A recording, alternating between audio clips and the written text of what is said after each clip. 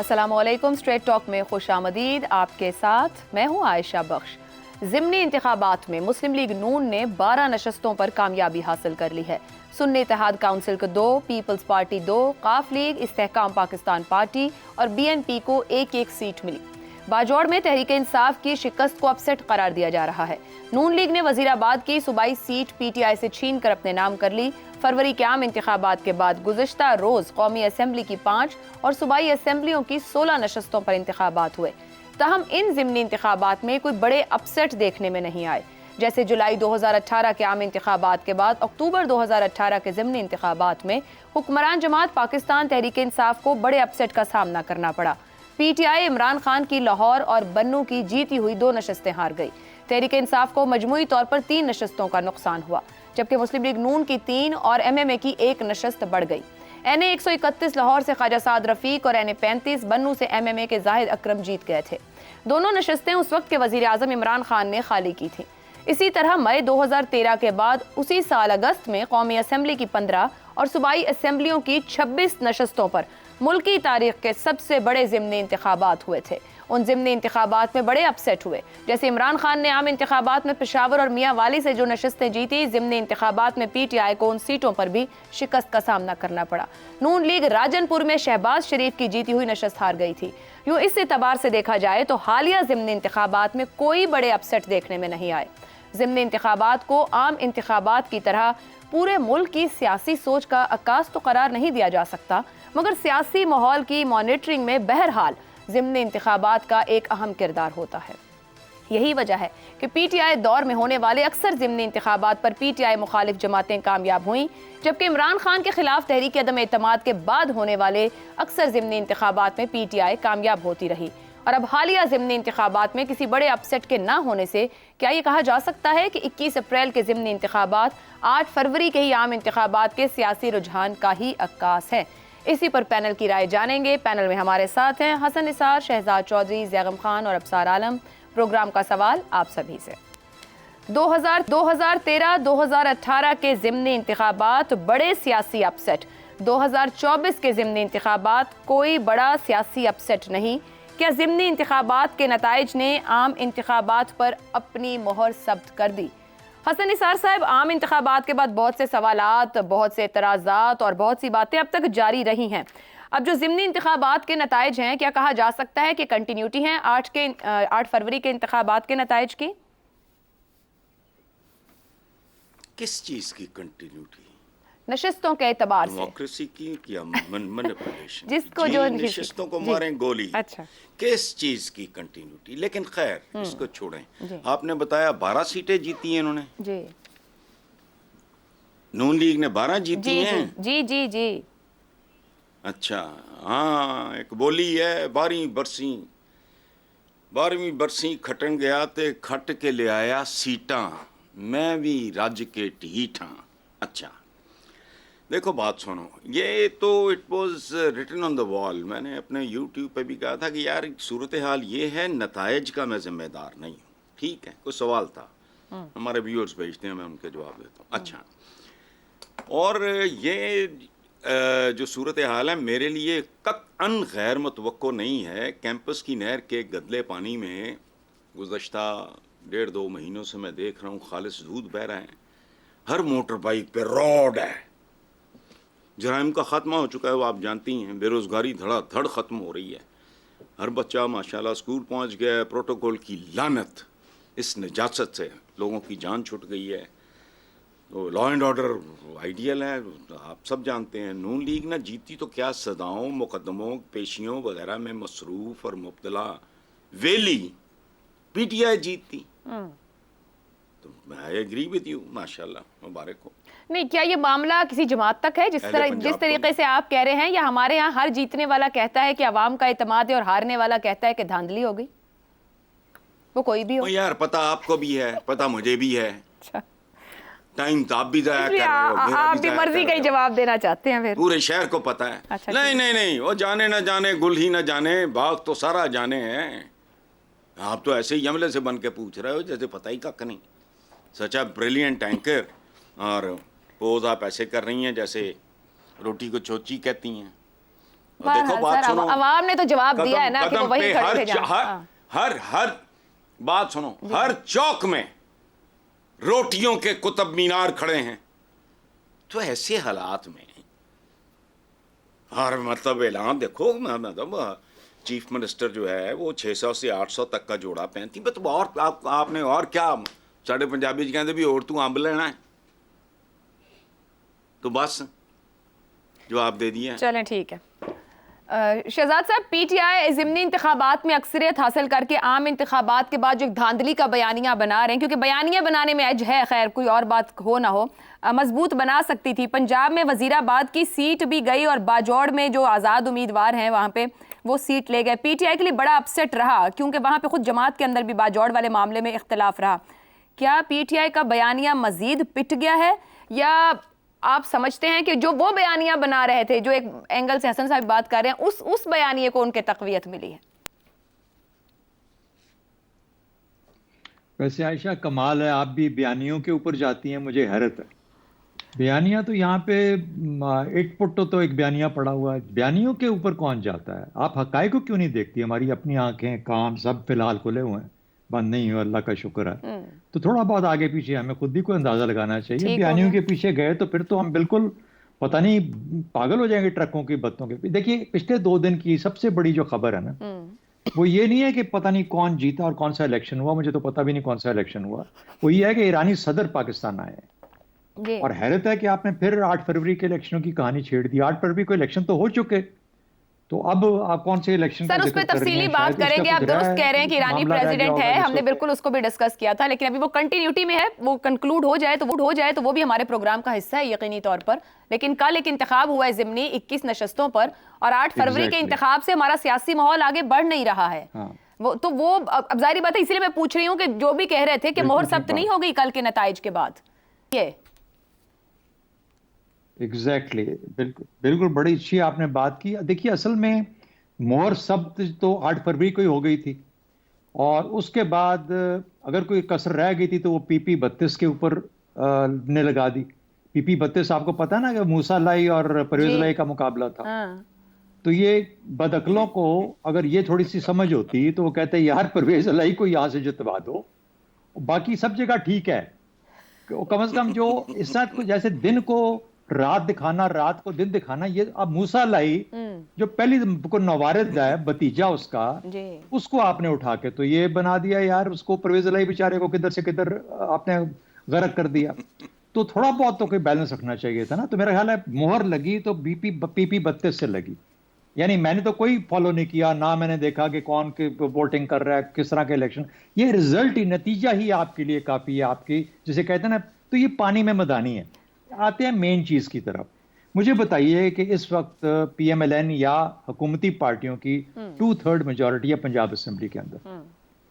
अब उनसे और हमें, आप सबको मिलकर सवाल पूछना चाहिए गवर्नमेंट से कि यार ये 2/3 मेजॉरिटी का अब आपने करना क्या है? इसको रिड़कना है, इसमें से मक्खन निकालना है, इसको इसके साथ स्टापू खेलना है, क्या करना है इसके साथ? 2/3 मेजॉरिटी का कुछ करना ही है ना। मिल तो गई, मुबारक भी दे दी, बड़ा कमाल का काम हो गया। उड़ता कुछ करना भी तो है ना भैया दे नाल। सो ये हमें पता है कि हमने क्या करना है।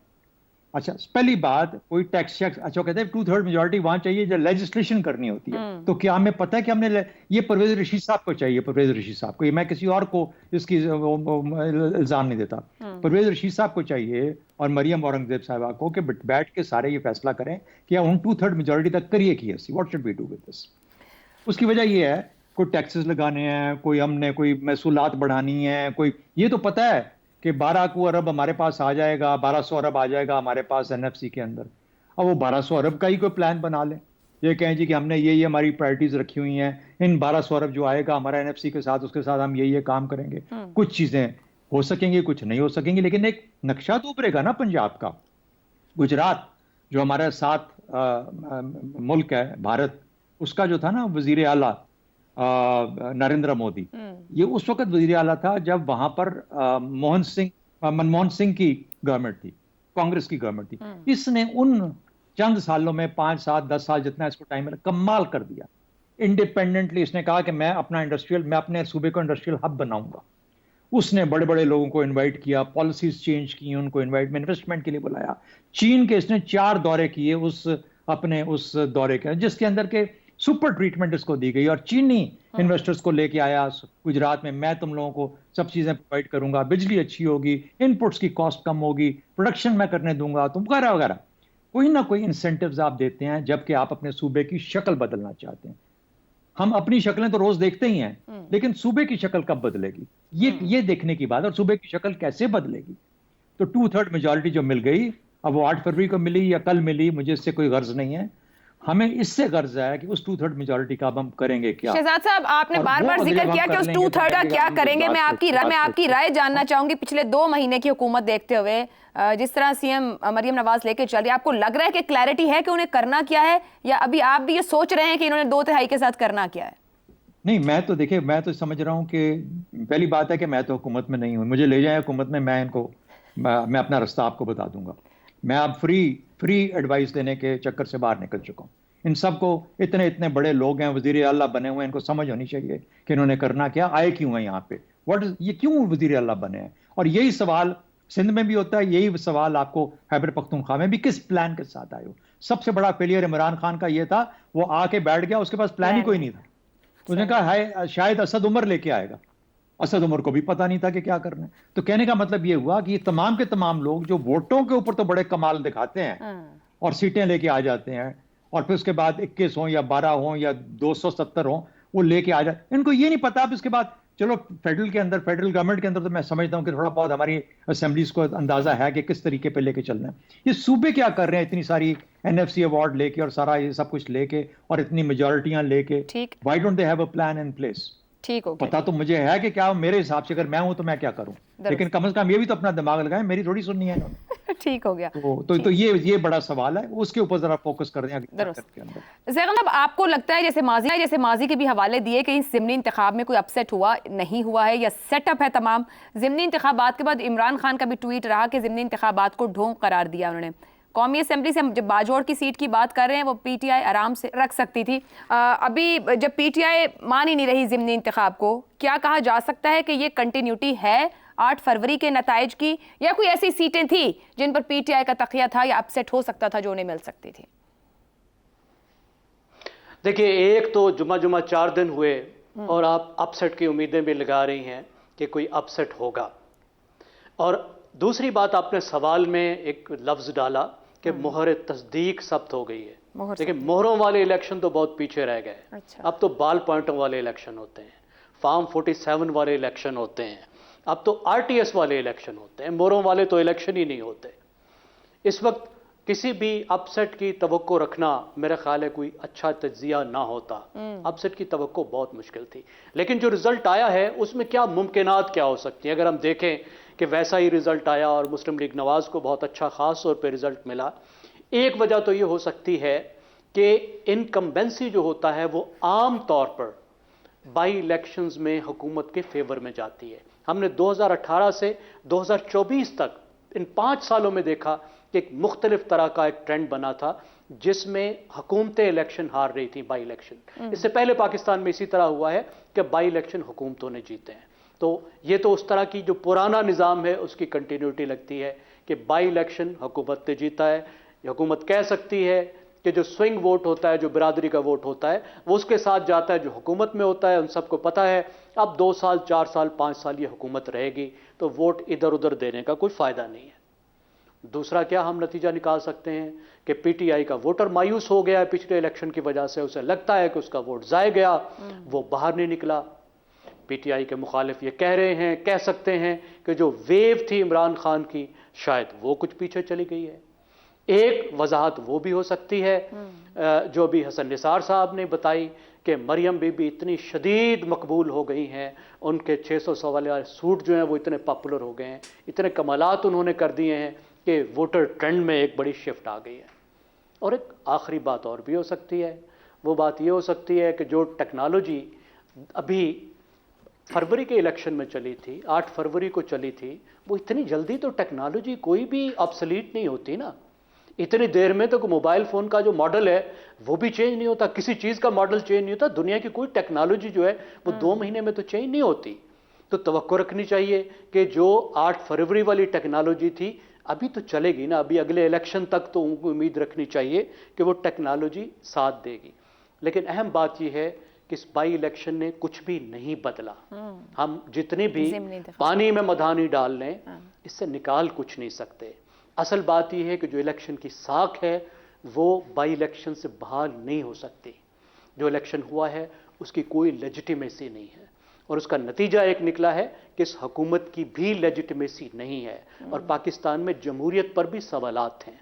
और बैनुल अक़वामी इदारे आप देखिए कि पाकिस्तान की जमहूरियत की जो रेटिंग है वो उन्होंने बहुत कम कर दी है। पाकिस्तान को एक अथॉरिटेरियन मुल्क उन्होंने डिक्लेयर कर दिया है। हाइब्रिड भी अब वो नहीं मानते, पहले हाइब्रिड मानते थे, अब अथॉरिटेरियन मानते हैं।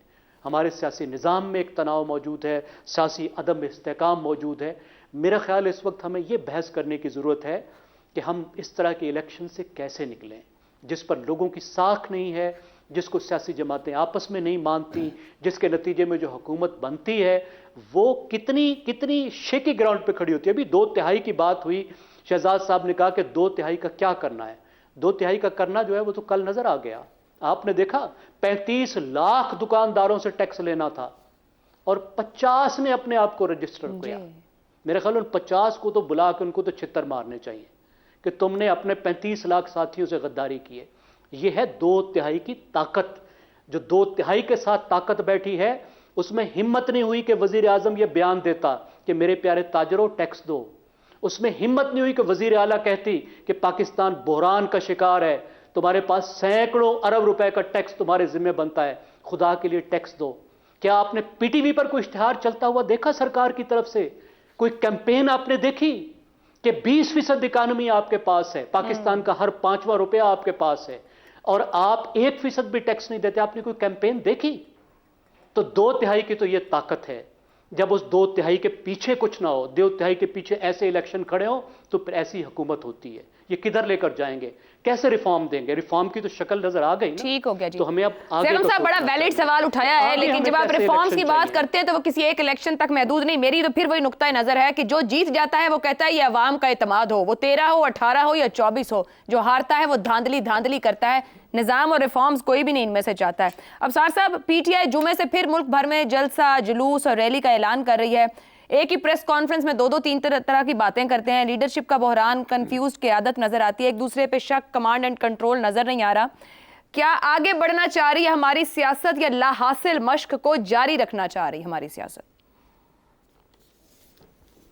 ये जो आपने चीज़ें बताई हैं, ये आगे बढ़ने की कोई करतूत तो नहीं है, तो आगे तो नहीं बढ़ सकती। और इसका नुकसान मेरा ख्याल है उन्हें इलेक्शन में जो रिज़ल्ट आपको नज़र आए हैं उसमें एक वजह ये भी है। और एक दो बातें मैं आपके सवाल तो मुझसे आपने कोई ख़ास किया नहीं है, तो पिछले जो मेरे मुअज़्ज़ज़ दोस्त बात करके गए हैं उसमें मैं बात करना चाहता हूँ कि एक तो हसन निसार साहब ने जो लाहौर का नक्शा खींचा और जिस तरह दूध और शहद की नहरें में हम बह रही हैं, तो फिर मेरा ख्याल है कि हसन निसार साहब तो जन्नत में रह रहे हैं ऑलरेडी, इन्हें बाहर जाने की ज़रूरत ही नहीं है। तो छोड़ें, अब यहीं रहें, जन्नत तो बन गई, तो कोशिश करें कि बाकी मुल्क भी जन्नत बन जाए उसी तरह का जिस तरह का लाहौर बना हुआ है।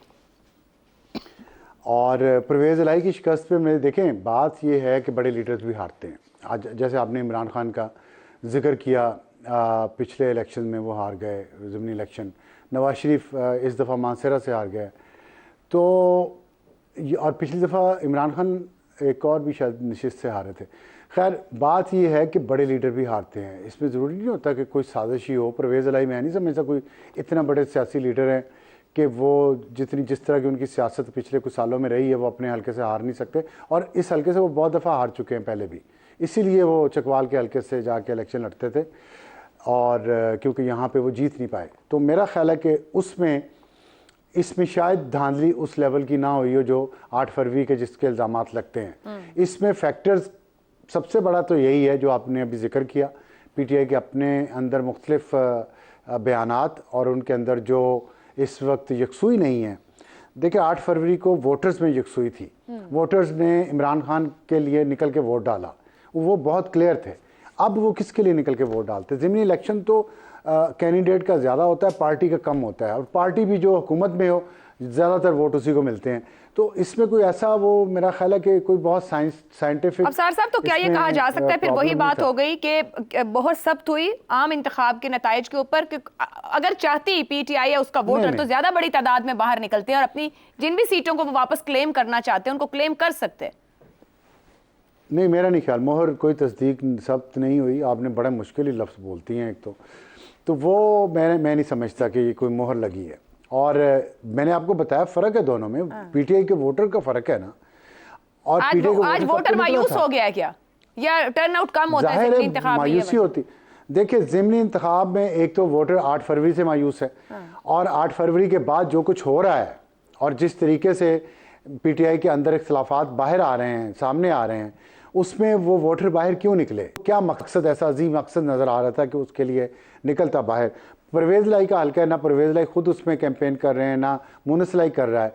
तो लेकिन जो उनका जो भतीजे हैं उनकी पूरी फैमिली वहाँ पे मौजूद है, और चौधरी शुजात हुसैन की फैमिली मौजूद है, मुस्लिम लीग नून उनके साथ है। तो इसलिए मेरा ख्याल है वो अपनी सीट वहाँ पे बना, फैमिली में रही है सीट, फैमिली से बाहर नहीं गई, लेकिन परवेज़ लाई को नहीं गई। तो इतना फ़र्क पड़ा है। इसी तरह दूसरे हलकों में भी, नवानी का हल्का फॉर एग्जांपल बहुत वोट लिए हैं, लेकिन उसके मुखालिफ में भी बहुत वोट लिए हैं, तो वहाँ बहुत वोटर निकला है। तो ज़िमनी इंतखाबात में हल्के में से जो कैंडिडेट्स अपना वोटर बाहर निकाल सकता है उसको वोट पड़ जाते हैं, जीत जाता है। पीपल्स पार्टी को सीट कौमी असम्बली से मिली है सिंध से, और मेरा नहीं ख्याल कि उसमें भी कोई और सियासी जमात इतने वोट ले सकती थी जितने उन्होंने लिए हैं। 8 फरवरी और इन नताइज को कंपैरिजन नहीं हो सकता, ना ही इल्ज़ामात के हवाले से और ना ही कि जो तब हुआ था वो अब जो हुआ है तो वो मोहर तस्दीक सब्त हो गई। मैं नहीं समझता मोहर तस्दीक सब्त हुई है। जो क्वेश्चन मार्क्स 8 फरवरी पे हैं वो हैं, वो रहेंगे, और उनका इससे कोई फ़र्क नहीं पड़ता। इससे बहरहाल ये है कि पंजाब हुकूमत ने क्या करना है 2/3 मेजॉरिटी के साथ, ये उनको सोचना है। जहाँ तक गुजरात वाला मॉडल है, मेरा भी यही ख्याल है कि गुजरात वाले मॉडल पे उन्हें जाना चाहिए, लेकिन एक फ़र्क ये था कि गुजरात में जो यूटिलिटी के रेट्स थे वो बहुत कम थे। पंजाब में या पाकिस्तान में यूटिलिटी के रेट्स बहुत हाई हैं, बिजली है, गैस है, लेबर है, महंगाई बहुत है पाकिस्तान में, और महंगाई का जब तक इलाज नहीं होगा आप बाहर से इन्वेस्टमेंट नहीं ला सकते। कोई भी इन्वेस्टर इतनी महंगाई में, इतनी महंगी इनपुट्स के साथ कोई भी प्रोडक्ट ऐसी नहीं बना सकता जो नेशनल या इंटरनेशनल लेवल पे कंपेटिटिव प्राइस के ऊपर बिक सके। तो इसलिए मैं नहीं समझता कि इन्वेस्टमेंट के लिए या इंडस्ट्रियलाइजेशन के लिए कोई बहुत साजगार माहौल हमारे यहाँ मौजूद है।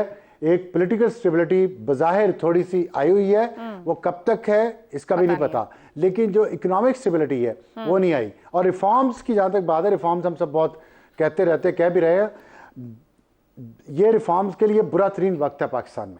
लोगों के पास रोटी नहीं है, लोगों के पास बिजली के बिल देने के पैसे नहीं है, और इस माहौल में रिफॉर्म्स करेंगे तो रिवर्स रिएक्शन आएगा, कोई नहीं मानेगा, ना ही कामयाब। तो लग रहा है वो सियासी विल ही नहीं होगी आपकी गुफ्तगू से कि वो सियासी विल नहीं है इस वक्त के रिफॉर्म्स की तरफ जाएंगे। फिर देखिए, सियासी विल हो या ना हो, इट्स बैड इकोनॉमिक्स। आप थोड़ा सा लोगों को पहले रिलीफ दें, लोगों का पहिया नहीं चल रहा, लोग गारे में फंसे हुए हैं। सही है, आप कह रहे हैं अच्छा गारे में तो फंसे हुए, ये मुझे टैक्स थोड़ा और ज्यादा दो, ये नहीं मानेगा कोई। दुकानदारों ने 3-3, 4-4, 5-5, 10-10 लोग मुलाजिम रखे होते हैं, वो उनको निकालना शुरू कर देंगे। लेकिन जो आपके बड़े बिजनेसमैन हैं, जो वेल्थ टैक्स नहीं देते, जो सोने का सारा कारोबार बगैर टैक्स के है, कैश पे चलता है, इन 2 सेक्टर्स पे क्या टैक्स लगाया इन्होंने, जो हर एक पे लगाने जा रहे हैं। जहां रोजगार है वहां भी लगाने जा रहे हैं। चल, जहां लगा सकते हैं वहां तो लगाए ना, कहीं भी नहीं लगा सकते हैं। शहजाद साहब, कहिए, आप कुछ कहना चाह रहे हैं? रिफॉर्म्स नहीं हो सकती इस वक्त। बहरहाल ये मैं आपको मैं ये कहना चाह रहा था कि जो सबसे इम्पोर्टेंट चीज़ जो अफसार साहब ने कही ना, और बिल्कुल दुरुस्त कही, और वो ये है कि बज़ाहिर स्टेबिलिटी नज़र आती है लेकिन स्टेबिलिटी है नहीं। ये बड़ा इंपॉर्टेंट और अहम नुक्ता है, और उसकी वजूहात हैं, और उन्हीं वजूहात की बिना पे हम और बाकी लोग सब अपना अपना तजिया करते हैं। आबिद रज़ा कोटला जो PMLN का बहुत कामयाब वहाँ का, और मैं गुजरात को चूँकि बिलोंग करता हूँ, तो मैं इन तमाम परवेज़ लाई हो गया, आबिद रज़ा कोटला हो गया, इन सब लोगों को किसी न किसी हद तक करीबी तरीके से जानता हूँ, इनकी पोजीशनों को, इनकी जगहों को, वगैरह वगैरह।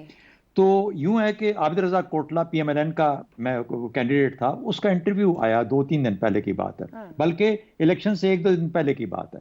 उसके अंदर साथ ही उस चैनल ने, जो कि जिसका या उसके चैनल का जो एंकर था, उसका जो कहा जाता है रुझान थोड़ा सा PMLN की जानिब है, उसने अपना सर्वे किया, वो दिखाया जो कि टीवी पे दिखाया जाता है। एक आवाज किसी को नजर नहीं आई जिसमें कि मूसा एलाई इतने लोगों में से आधे घंटे का दुरुस्त प्रोग्राम, हो। आधे घंटे का या पूरे घंटे का प्रोग्राम। तो इसलिए एक तो ये बात होगी, आबिद रजा कोटला की अपनी भी बात सुन लेनी चाहिए, और वो कहता है कि जो हालत है वो एग्जैक्टली उसी तरीके से है, और कहता है पीएमएलएन का कोई वहां पे चांस ही नहीं है। ठीक हो गया। आगे परवेज इलाही की तरफ, परवेज इलाही वो इस खानदान से अलहदा होकर भी खड़ा हो जाए, परवेज इलाही अपनी कहीं से भी सीट लड़े गुजरात, जिला गुजरात के अंदर वो हार हार नहीं नहीं सकता। सकता। ठीक है जी, मूसा इलाही से नहीं हार सकता, ये मैं आपको बता देता ठीक हो गया। हूं। हमें सारी सारी की सारी वहां पे उनकी उनकी फैमिली, ठीक मैं है। परवेज इलाही का कम से कम इतनी क्रेडिबिलिटी अपनी जगह पे, मैं ये नहीं कहता वो पीटीआई के साथ है या किसी और के साथ है, अपनी सीट परवेज नहीं इलाही हार की सकता। सियासत से तो मुकम्मल तौर पे मैं शायद मुत्तफिक ही ना हूं, ठीक हो, लेकिन अपनी सीट नहीं हार सकता। दुरुस्त दुरुस्त है जी। एक ब्रेक पे जाते हैं, ब्रेक के बाद वापस आएंगे तो सियासी इस्तेहकाम की बात हो रही है, कुछ सजेशन या कुछ ऑफर राना सना की जानिब से की गई है, उस पर गुफ्तगू करेंगे ब्रेक के बाद। प्रोग्राम में एक बार फिर खुशामदीद। मुस्लिम लीग नून के रहनुमा राना सनाउल्लाह ने कहा है कि मुस्लिम लीग नून की तरह पीटीआई और इस्टेब्लिशमेंट भी एक हकीकत है। नून लीग, बानी, पीटीआई और इस्टेब्लिशमेंट को मिल बैठना होगा। इन तीनों के मिल बैठे बगैर बात नहीं बनेगी। राना सनाउल्लाह की इस बात को गैर अहम करार नहीं दिया जा सकता। राना सनाउल्लाह का शुमार उन सियासतदानों में होता है जिनको अपनी सियासी वफादारी की कीमत हेरोइन की बरामदगी जैसे इंतहाई भोंडे इल्जाम की सूरत में अदा करना पड़ी। इमरान दौर के वजीर जान अल्लाह को देनी है जैसे अल्फाज इस्तेमाल करके इस जाली मुकदमे को दुरुस्त करार देते रहे, मगर पीटीआई के अंदर मौजूद दाना आवाज़ों ने भी इस इल्ज़ाम को सरासर ज्यादती करार दिया। राना सनाउल्लाह ने आम इंतखाबात में अपनी शिकस्त के लिए किसी भी फरीक को इल्ज़ाम देने के बजाय बार बार ये तस्लीम किया कि महंगाई की वजह से लोग नून लीग से नाराज थे। अब एक ऐसे सियासतदान की तरफ से बानी पीटीआई को एक हकीकत करार देकर उससे मुज़ाकरात की बात को किस तरह नज़रअंदाज किया जा सकता है। दूसरी तरफ इस्लामाबाद के कई सहाफती हलकों के मुताबिक पाकिस्तान के खैर खाहों का एक ग्रुप बानी पीटीआई और मुख्तलिफ हलकों के दरमियान बढ़ती कशीदगी का मामला हल करने के लिए हिकमत अमली तैयार करने के लिए सोच विचार कर रहा है। इन सहाफती हलकों के मुताबिक मुमकिना तौर पर ऐसी कोशिशों का 1-2 महीनों में कोई नतीजा निकल सकता है कि क्या मुख्तलिफ हलके बानी पीटीआई से बात करने के लिए तैयार होंगे या नहीं। राना सनाउल्लाह के बयान और कई सहाफती हलकों के दावों से बुनियादी सवाल जन्म लेता है कि बानी पीटीआई अपने तुंदो तेज बयानात से जिस बयानिए की मुसलसल आबियारी कर रहे हैं, उनके होते हुए मुख्तदर हलके तो बात की बात है, क्या सियासी जमातें भी उनसे बात करने के लिए तैयार हो पाएंगी? इसी मामले पर गुफ्तगू करेंगे, पैनल के लिए सवाल रखेंगे।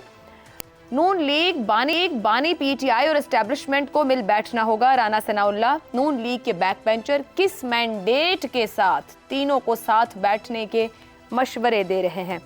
हसन निसार साहब, राना सनाउल्लाह इस वक्त तो सियासी फ्रंट पे उस तरीके से दिखाई नहीं दे रहे, ना हुकूमत का हिस्सा है, ना सेनेट पहुंच सके, ना कोई मुशीर है, ना किसी और जगह पे, मगर आजकल गुफ्तगू बहुत इस किस्म की कर रहे हैं। ये जो मशवरा वो इस वक्त दे रहे हैं, आपके ख्याल में उन्हें किसी ने मैंडेट दिया होगा कि आप ये बात आगे बढ़ाएं, हम साथ हैं? देखें आयशा, इसमें एक बात मुझे एतराज़ भी है इस पे, वो बैक बेंचर नहीं है। You don't have to be a senator और एमएनए और अ वजीर। बैक बेंचर वो ये ज़्यादती वाली बात है। राना सनाउल्लाह, एक बात याद रखें, is from Lyallpur, I know him a little. वो ये मेड इन पाकिस्तान राजपूत नहीं है, सही। सो वो बैक बेंचर नहीं हो सकता, ना वो है। अच्छा, दूसरी बात यह है कि हम लोग परवरिश पाई है, हम लोगों ने साजिशी थियरीज का दूध पी के जवान हुए हैं। हालांकि हर कोई अपनी फहमो फरासत और मिजाज के मुताबिक मशवरा देता है। सो इसमें साजिश या मैंडेट किसी का ढूंढने की बजाय हुस्न ज़न से काम लेना चाहिए। दूसरी बात यह कि इस वक्त इस मुल्क में खासी तादाद है उन लोगों की जो यही सोचते हैं कि इनको मिल बैठना चाहिए। हालांकि ये एक इंतहाई फजूल ख्याल है, हो नहीं सकता। क्यों? That is going to be the end of PTI. वो सुन लेना यार, एक मिनट ना, मेरी राय गलत हो सकती है ना, अपने फहम फरासत और अपना मेरे पास ज़रा कमी होगी, नहीं हो सकता। दूसरी बात यह है कि पाकिस्तान की पूरी तारीख उठा के देख लो, कभी कोई मिल बैठा है? ये ठगों के टोले हैं, जरूरत पड़ने पे मिल बैठते हैं, जफियां भी तो पपियां भी, तो बहुत सारा कुछ ही होता है। उसके बाद फिर जो एक दूसरे के साथ करते हैं। कभी बेनज़ीर और नवाज शरीफ का माजी उठा के देख लें, जरदारी की कटी हुई, भाई ये छोड़ें आप, हमारा मिजाज ही नहीं है मिल बैठने का। हम वो लोग हैं जो एक गली में इकट्ठे नहीं होते। प्लीज़ अपना इज्तिमाई जो है ना वो मिजाज, उसको समझने की कोशिश। आखिरी बात मैं ये अर्ज करूंगा कि हमारे कल्चर का माशाल्लाह ये भी एक बड़ा खूबसूरत पहलू है, हर आदमी ने मुफ्त मशवरा कॉरपोरेशन खोली हुई है। आप किसी पब्लिक प्लेस में बैठ के अपना कहें मेरा गला खराब है, उसे 50 ਤੁਹਾਨੂੰ पता लगेगा कि डॉक्टरेट ENT ये सारे स्पेशलिस्ट बैठे। मैं भी मुफ्त मशवरा कॉरपोरेशन है, हमें शौक शू की इसलिए मैंडेट क्या होना है। सर होता है ना, मामलात बढ़ाने होते हैं हसन साहब, मामलात बढ़ाने होते हैं, चीजों को लेके चलना है। वो खुद ये भी कह रहे हैं कि भाई रुकावट भी यही होंगे और मामले का हल भी हो सकता है अगर सियासतदान को जिम्मेदार भी राना साहब कहते हैं ये नहीं होना। मैं मेजॉरिटी की सोच से मुख्तलिफ सोच रखता हूं। आपकी ना ट्रेडिशन है ना आपकी तारीख है, और ये तारीख 75-76 साल हसन साहब एक चार्टर ऑफ डेमोक्रेसी भी हुआ था ना, उसके बाद आपकी 18वीं तरमीम भी हुई, मामलात भी चले ना वो खाने पीने पे हुआ था। खाने, हाँ, 5 उंगलियां इकट्ठी हो जाती है जब निवाला तोड़ना हो। इमरान खान साहब ने MQM और मुस्लिम लीग काफ के साथ भी किया, जिनको बहुत कुछ कह रखा था। फिर ये तो फिर वो टेम्पररी अरेंजमेंट्स होते हैं उनका, टेम्पररी, वो मिल बैठना नहीं होता। ठीक है वो ना बिल्कुल जो इनके दरमियान भी होता रहा है वो तो बिल्कुल ठीक। 9 सितारे वो किधर गए 9 सितारे। ओके चले। अफसर साहब, ये नून लीग के अंदर भी धड़ेबंदी है। एक धड़ा अगर कहता है कि बातचीत होनी चाहिए बानी PTI के बारे में और उनको सियासी हकीकत कह रहा है, तो दूसरा हॉकिश राय रखता है। किस धड़े की चलेगी? फिर वही बात नवाज शरीफ या शहबाज शरीफ, और आपके ख्याल में क्या वो अपनी जमात के कायदीन को ही ये बात कह रहे हैं? राना सना साहब जिसको भी कह रहे हैं बात तो ठीक है, अगर आगे बढ़ने का रास्ता तो यही है अगर आप इस मुल्क से मुखलिस हैं तो। कौन मुखलिस नहीं है इसका फैसला मैं नहीं कर सकता। हसन निसार साहब ने कहा ना PTI का, मैं कहता हूँ PTI को छोड़ें आप, इमरान खान की सियासत ख़त्म हो जाएगी अगर वो बैठते हैं और आगे बढ़ते हैं तो।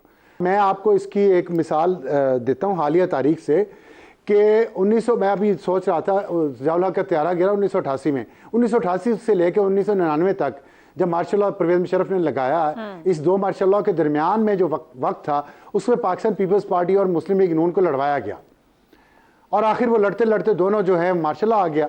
और उस मार्शल लॉ जब आने के बाद दोनों ने फैसला किया कि अब हम चार्टर ऑफ डेमोक्रेसी करते हैं और हम आइंदा से ये काम नहीं करेंगे, मिलजुल के आगे चलेंगे आइन और जमहूरियत के मुताबिक।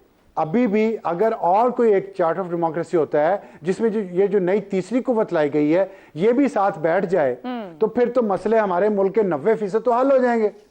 फिर हम करेंगे क्या? अच्छा, बड़ा मुश्किल काम है कि हमारे मुल्क का सियासतदान 90% मसले हल कर ले। चले एक ब्रेक पे जाते हैं, ब्रेक से वापस आएंगे तो जैगम साहब और शहजाद साहब की राय जानेंगे, क्योंकि राना सनाब ने तो ये भी कह दिया कि अगर PTI मुज़ाकरात की बात करे और बैठे तो बानी PTI की रिहाई भी कोई बड़ी बात नहीं है, सब कुछ हल हो सकता है। इस ब्रेक के बाद प्रोग्राम के आखिरी हिस्से में आपको एक बार फिर खुश आमदीद कहेंगे। शहजाद साहब, राना सना साहब खुद ये कह रहे हैं कि मुज़ाकरात बड़ी से बड़ी बात को भी, यानी कि नामुमकिन को भी मुमकिन कर देती है, तो रिहाई तक की भी बात करें, हालांकि अदालती मामलात और कानूनी मामलात चल रहे हैं।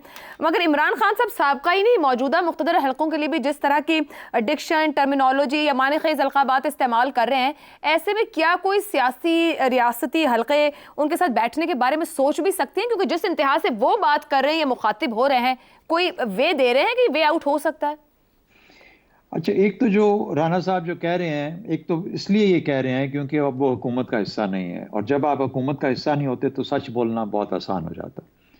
तो जो वो कह रहे हैं वो तो सच है, इसमें कोई ढकी छुपी बात नहीं, बिल्कुल सही जिस तरह है उस तरह कह रहे हैं। मुल्क के हक की बात कर रहे हैं, मुल्क के फ़ायदे की बात कर रहे हैं। दूसरा, आपने एक लफ्ज़ यूज़ किया लाहासिल मश्क, पहले अपने किसी कमेंट के अंदर के एक लाहासिल मश्क है, ये जो भी है इस तरीके से। मेरा अपना ख्याल ये है कि फिलहाल तो लाहासिल मश्क की नज़र आती है। उसकी वजह ये है, चार्टर ऑफ डेमोक्रेसी जब हुआ बेनज़ीर भुट्टो और नवाज शरीफ साहब के बीच में, तो वो बदकिस्मती से मुशर्रफ के NRO के साथ ही दफन होकर रह गया।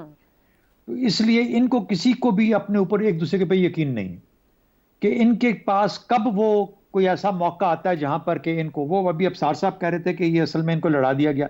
इतने कमसिन बच्चे हैं, इतने कमसिन बच्चे हैं कि जिसका जी चाहे राह गुजरता बंदा इन दो को आपस में लड़ा देते या 3 को लड़ा देते आपस में।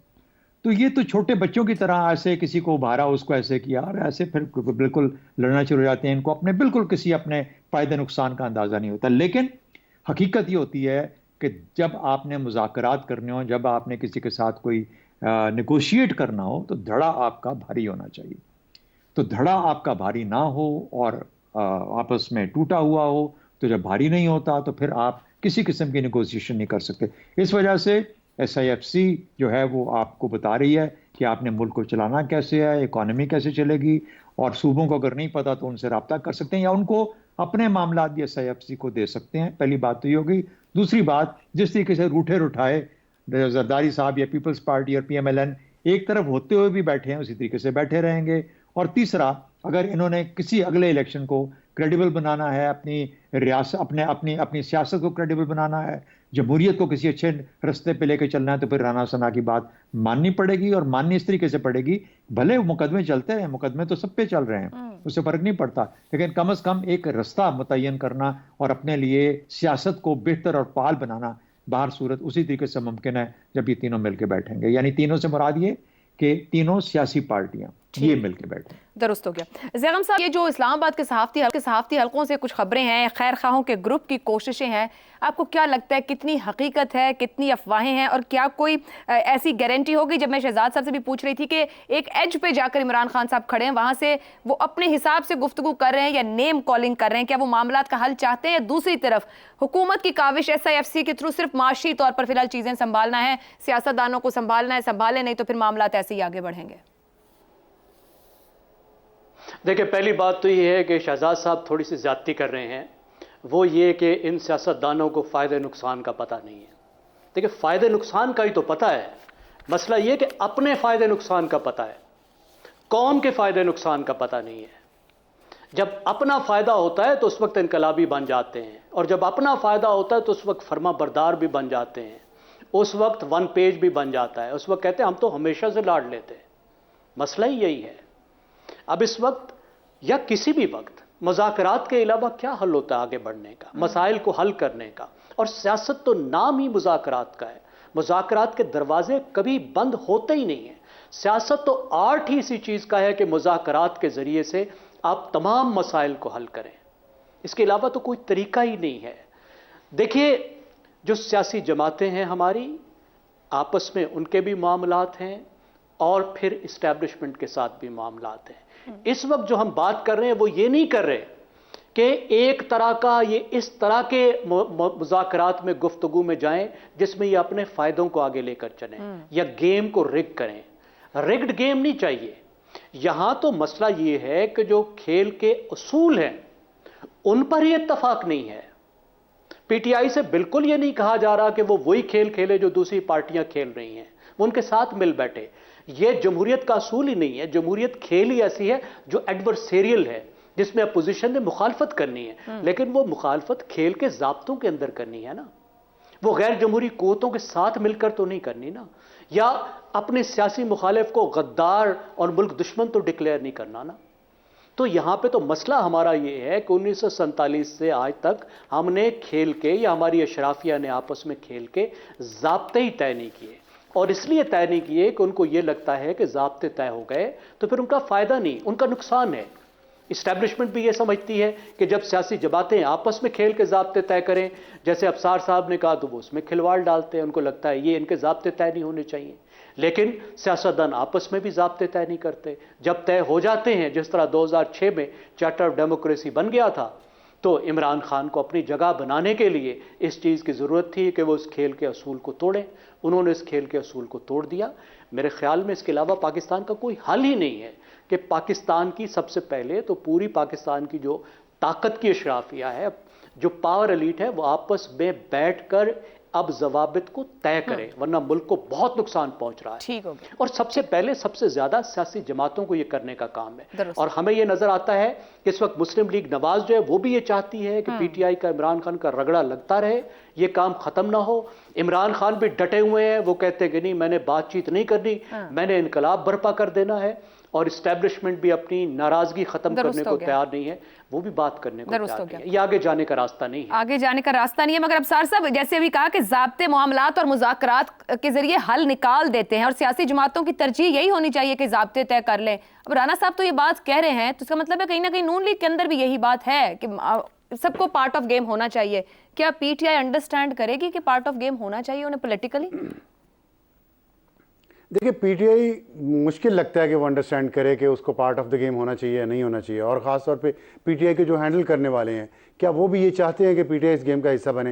जो चार्टर ऑफ डेमोक्रेसी था वो दो सियासी जमातों के दरमियान था, और उन दो बड़ी सियासी जमातों के साथ जो कौमी सियासी जमातें हैं, सूबों की, सूबाई सतह की, उनका भी मौक़िफ़ तकरीबन वही है जो बड़ी दो जमातों का था चार्टर ऑफ डेमोक्रेसी में जो थी। उसमें बहुत मसाइल थे, वो जिस तरीके से मुआहिदा किया गया था उस पर अमल भी नहीं हुआ, लेकिन एक आगाज़ था जिसको आगे बढ़ना चाहिए था। अब तीसरी सियासी जमात आ गई है इमरान खान की, तो अगर वो भी इसका हिस्सा बनते हैं तो उनके लिए बेहतरी है। मैं समझता हूँ राना सनाउल्लाह ने जो कहा है, आगे बढ़ने का रास्ता तो यही है, और जो इस मुल्क के साथ मुखलिस हैं वो यही चाहेंगे कि सब बैठें, रूल्स ऑफ द गेम के मुताबिक आगे चलें, तभी ये मुल्क आगे चलेगा।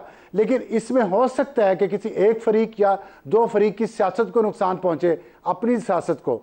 वो अगर मुल्क की सियासत से अपनी सियासत ज़्यादा इंपॉर्टेंट है तो करते रहें, फिर अगर आप अपनी सियासत को आपने बचाना है, मुल्क को नहीं बचाना, तो फिर ऐसे चलाते रहें। लेकिन अगर मुल्क को बचाना है, चाहे अपनी सियासत की अपनी पार्टी की सियासत की कुर्बानी भी देनी पड़े, तो इन तमाम सियासी जमातों को जिनका आपने जिक्र किया अपने सवाल में, फिर एक कदम पीछे हट के और उन मामलात पे एक कॉमन एजेंडा आना चाहिए जिसको हमने आगे लेके जाना है। जैसे कि हमने कुछ अरसा पहले देखा कि आईएमएफ के मामले पे पहले तो तमाम सियासी जमातें एक पेज पे थीं, लेकिन अब जो है पीटीआई उस पे बैक स्टेप कर रही है। तो इसलिए ये सोच ले कि मुल्क को आगे ले जाना है या अपनी सियासत। मुल्क को आगे लेके जाना है तो जाती और जाती सियासत से बालातर होकर मजमूई तौर पर मुल्क की हालात के तहत कुछ अरसे के लिए रूल ऑफ गेम्स तय करना हमारे सियासतदानों के लिए जरूरी है। आज के प्रोग्राम से इतना ही, इजाजत दीजिए, अल्लाह हाफ़िज़।